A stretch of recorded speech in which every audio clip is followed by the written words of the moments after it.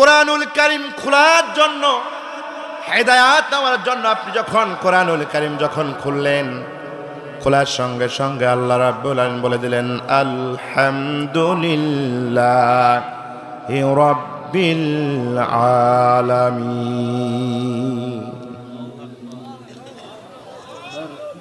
তার মানে বলেন তো এই কথার ভিতরে আল্লাহর বরত্ব, আল্লাহর শ্রেষ্ঠত্ব, আল্লাহর কর্তৃত্ব, আল্লাহর শান মান আছে না নাই?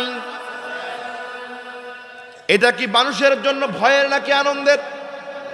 বান্দার জন্য ভয়ের নাকি আনন্দের?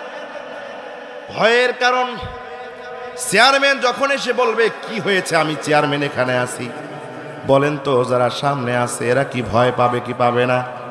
এ মুসলমান কথা বলেন, ভয় পাবে কি পাবে না?